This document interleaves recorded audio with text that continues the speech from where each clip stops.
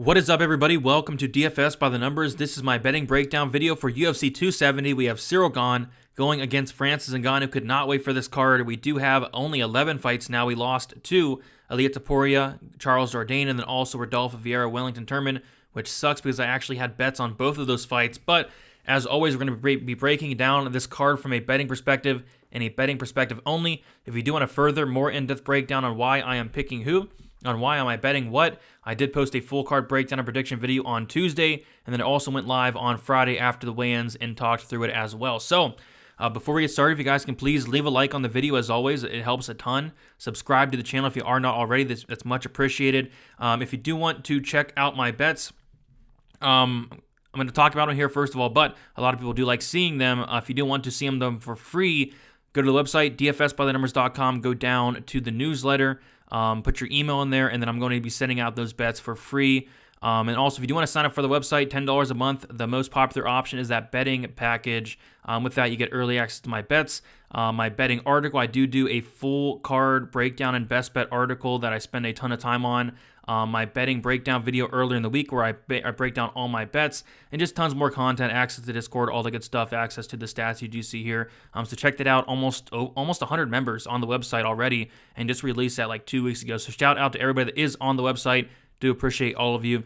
And then I'll also be posting my picks on Twitter and Instagram. Twitter, DFS_numbers. Instagram, DFS by the numbers. I'll be posting my final picks there. So I say we get into it.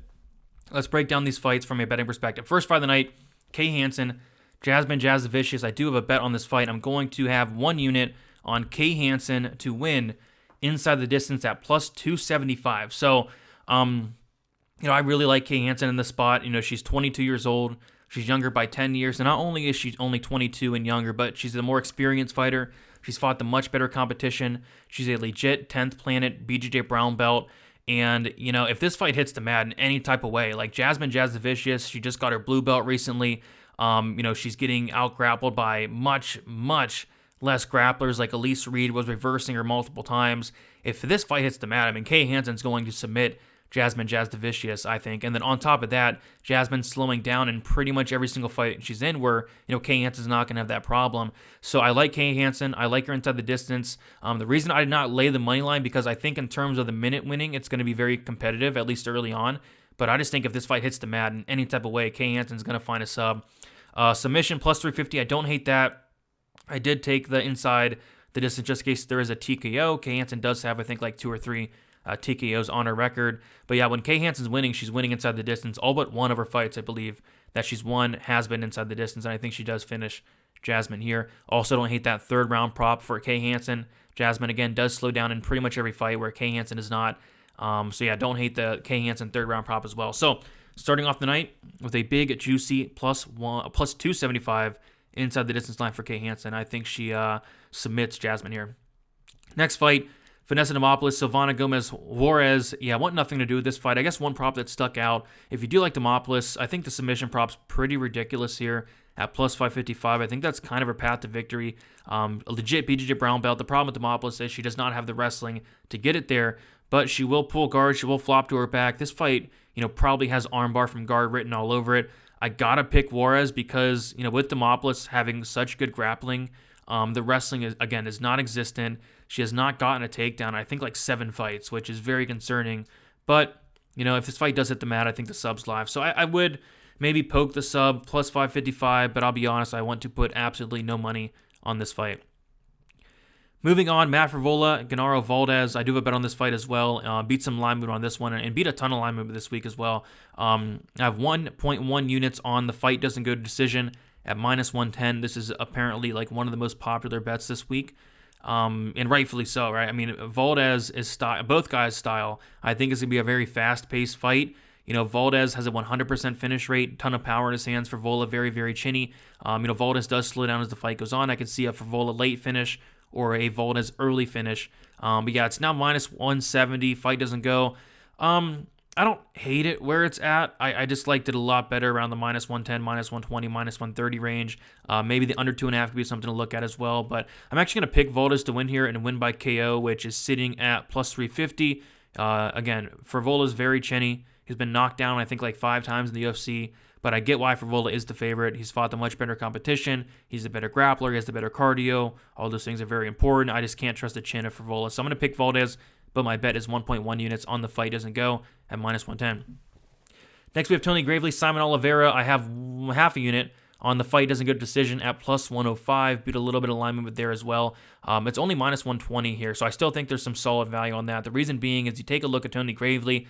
I know a lot of people think he's a decisionator throughout his career, and he mostly is, but if you look at him as of late, like in the last 12 fights of Tony Gravely, 11 of them have finished inside the distance. You have Oliveira, who's very dangerous, nearly a 90% finish rate, and Tony Gravely's been finished 6 times, 5 by sub, 1 by knockout. It would not shock me if Oliveira finished Tony Gravely, who's been finished a million times. And it also would not shock me if Tony Gravely, who has a ton of power, went out there, knocked out Oliveira, whether it was on the feet or a TKO. I do not like the striking defense of Oliveira, so I'm personally picking Gravely. I'm not going to get to the money line because he is kind of untrustworthy. I mean, he's got a guy that, he's going to put himself in bad spots. Will he get out of those bad spots? Probably, but he's been submitted 5 times, and that is enough to scare me away from the money line. But I do like the fight doesn't go. I got it at plus 105, half a unit, and I do still like it at minus 120 there. I think the under 2.5 might be plus money as well. All right, my biggest play of the night, Jack Della Maddalena, Pete Rodriguez.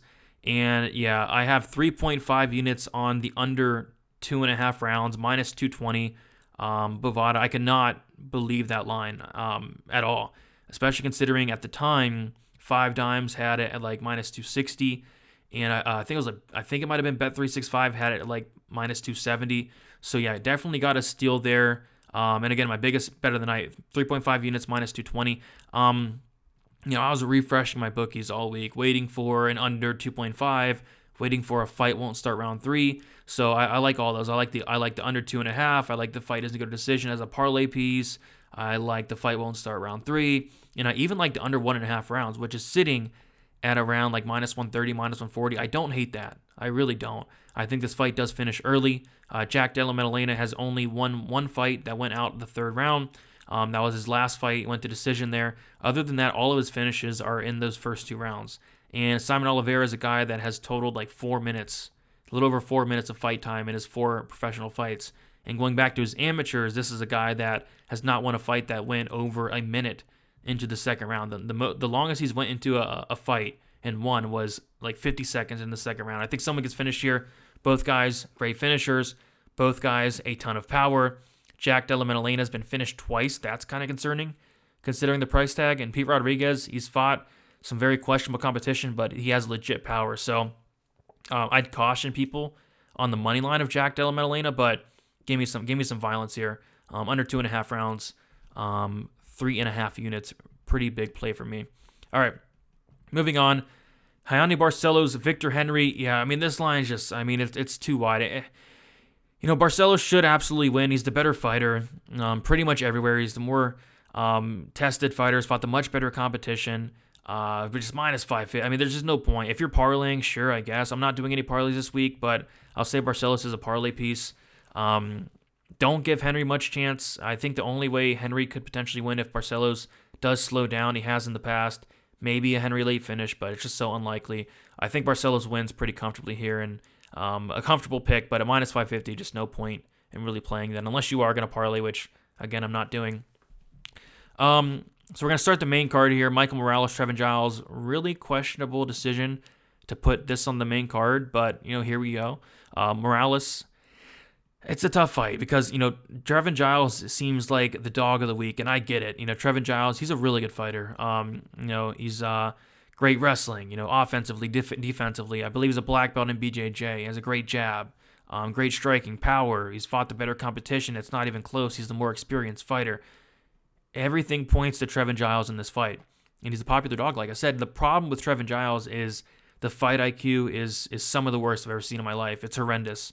So that scares me. And then on top of that, the cardio of Trevin Giles, it scares me. And if you guys know me, you guys know that I wrote an article called "You Don't Lose, You Learn," and it's in that article, 2 of the main points where, be cautious of guys with poor fight IQ and with poor cardio. I can't count how many times last year where either poor fight IQ or poor cardio completely screwed me. And Trevin Giles has both of those. So, I mean, it's a pretty easy pass for me. I get the bets on Giles, but I will not be joining anybody on a Trevin Giles bet. But I will say I get it. In terms of a prop, I think the fight doesn't go at plus 120 is intriguing to me. This has been sticking out to me all week. The only reason I haven't been on it yet because I feel like this fight could be very boring. Not a lot going on, but both guys are great finishers. Morales has only won one decision. Trevin Giles, a great finisher, about an 80% finish rate, and Trevin Giles has been finished in all of his losses. So that might be something I jump on. I'll be sending out the newsletter on my website tomorrow. You might see that on my card, but I really don't want to bet on a Trevin Giles fight, to be honest. So, I mean, I might just pass here, but if I was to bet something, it would be that fight doesn't go at plus money. I think that's intriguing. It's intriguing. All right, Saidner Magomedov, Cody Stamann. This is probably, for me, one of the hardest fights to call on the card. I think it's going to be a very close fight. I really like the striking of Saidner Magomedov. I really like the length, the reach advantage, the height advantage. I like it all. But I just feel like Cody Stamann, he's a guy that has great fight IQ. He's fought great competition. You take a look at who he's lost to: Aljamain Sterling. He's lost to Jimmy Rivera, who has one of the best takedown defenses in the division. I think it's sitting at like 91%. Very good takedown defense. And he lost to Murad Dvalishvili. So he's losing to very legit guys. And Saidner Magomedov, I wish I would have saw more footage of him, guys trying to take him down.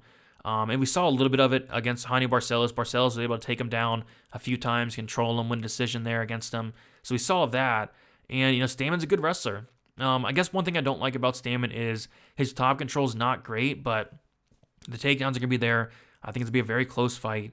I'm going to still pick Saidner Magomedov, but there's a prop that really stuck out on the other side for Cody Stamann. It was actually Cody Stamann wins by decision at plus 270, and I put a half unit on that. I think that's pretty crazy, to be honest, because I feel like this is a very close fight.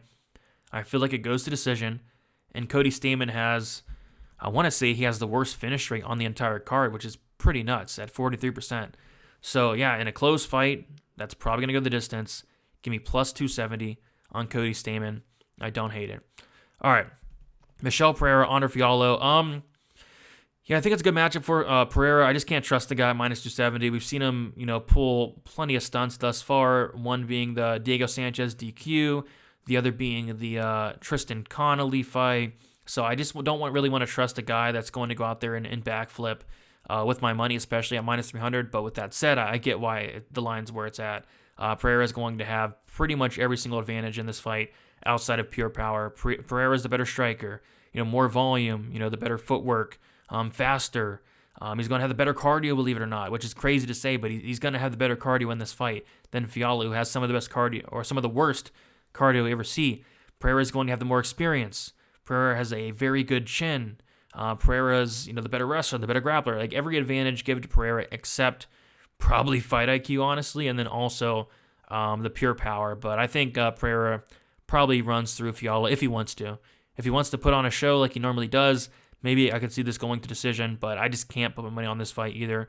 The pick's Pereira, pretty confident in it, but you can't completely count out a guy like Fialho who has some very good power. But I think it's a solid spot for Pereira, but I'm not parlaying him. All right, 2 fights left. Co-main and the main. And I do have 2 bets in the co-main event. And the first one being the over 2.5 rounds, minus 150. I have 1.5 units on it. I do think this goes over. Both guys are extremely durable. Brandon Moreno, very tough. Great chin, phenomenal chin. Never been knocked out. Submission defense on point. Figueiredo, same thing. Very tough, very durable. Never been knocked out. His one loss was against Brandon Moreno, or his one loss inside the distance against Brandon Moreno by submission. And it just did not look like the Figgy we all know in his last fight. He had the worst weight cut of his career. He looked awful on the scales. I was worried he wouldn't even make it to the fight. This is a fight where you take a look at the first fight, Figgy, minus 300. Second fight, Figgy, minus 200. Third fight, Figgy, plus 160. And, in the first fight, I personally thought Figgy won, and it still makes me sick. Going back and looking at one of the judges' scorecards, I forget which judge it was, but if he would have just gave Figgy the fifth round, which was clearly a Figgy round, the most clear round of the fight, Figgy would have won the fight. So, Figgy arguably won the fight. I thought he did. One of the judges thought he did, and then one of the judges for some reason gave Moreno the 5th round, which is very weird and questionable. And then in the second fight, Figgy did not show up. He looked awful. In the first fight, he threw 55 significant strike attempts. In the first round, second fight, he only threw 13. I did not think Figgy looked right in that fight. And this is a fight where I wanted to see him on the scales. He was the second to weigh in, and this was probably the best Figgy we've ever seen on the scales. He weighed in at 124. He jogged up onto the scale. He had a ton of energy, and I really liked what I saw. At Figgy, if we're getting the best version of Figgy, and it was just 2 fights ago where Figgy had a very competitive fight with Moreno that he would have won if either one of the judges gave him that 5th round like he deserved, or if there wasn't a point taken away. And if we get the best version of Figgy, I think this is a very close fight, a very, very close fight. And I kind of feel like we might get the best version of Figgy. He looked great on the scales, like I said. He moved to fight ready. All that's very important to me. So I took a shot on Figgy, plus 157 on Figgy, 1 unit. And I also have the over 2.5. I think Figgy gets it done, honestly, by decision. Moreno is so tough. But yeah, I like Figgy to get his belt back here. Probably a very unpopular pick, but this line it's ridiculous, really. I mean, if we get the best version of Figgy, Brandon Moreno should not be minus 170. If we get the Figgy that looked awful on the scales, if we get the Figgy that did not show up, the line makes more sense. But I kind of feel like we're going to get the best version of Figgy. It's going to be a very close, competitive fight. Give me the plus 157 there. Main event. I do not have a bet on this fight. I know everybody wants to bet on the main event, a very popular thing to do, and rightfully so. It's just, I just don't feel comfortable betting anything on this fight. There's so many ways you can bet it too, which is weird. I liked earlier in the week Cyril Gane 4-5 decision. I liked decision only Cyril Gane minus 400, which I thought there was some serious value on that, honestly. I like Ngannou by KO plus 175. I like Ngannou to win in round 1. I like Ngannou to win in rounds 1 or rounds 2. I mean, there's so many different ways you can play. I mean, really, if you like Cyril Gane, I like the 4-5 decision. I think that's a solid look. I don't hate the decision, plus 225. I don't think he knocks out Francis Ngannou. Ngannou's very tough, very durable, never been knocked out, went 5 rounds with Stipe. So I think if Gane wins, it's by decision. And if you think Ngannou wins, it's by knockout. Instead of laying the plus 130 money line, you might as well just get the KO at plus 175 where the inside the distance. I'd be shocked if Ngannou won decision, but I think that's how it kind of plays out. I think Gane's the better fighter. I think Gane has more ways to win. I get why he's a slight favorite, but it really doesn't matter how much better you are, because Francis Ngannou has that X factor, and that X factor is the power. So the pick's gone for me, but I'll be honest, zero confidence in that pick. Zero confidence. I think Ngannou very well has a chance to win here. And if he does, it's by knockout. But yeah, I'm not betting this one. No props really stick out. So yeah, I mean, no bet on the main event. I know it's boring, but you got to do what you got to do. But I do have 2 bets on the co-main, so we'll see what happens there. So those are the bets so far. I might add something. I might not. Again, go to the website, dfsbythenumbers.com. Either sign up for the package if you want to. If not, the bets will be sent out for free via newsletter. Follow me on Twitter, DFS_numbers. Instagram, DFS by the numbers. I'll be posting my picks there. I'll be going live 1 hour prior to the prelims for Best Bet. Uncle Weezy will be joining us along with Narco Cop and Eric Betts Fights. So yeah, that's about it. Follow me on Twitter, Instagram, all the good stuff. If you have any questions, hit me up there. My DMs are open. Good luck. UFC 270. Feeling pretty good about this card. Let's make some money and let's enjoy these fights. It's a pretty solid card, although we did lose a couple fights, but I think it's still good. See you guys. Best of luck.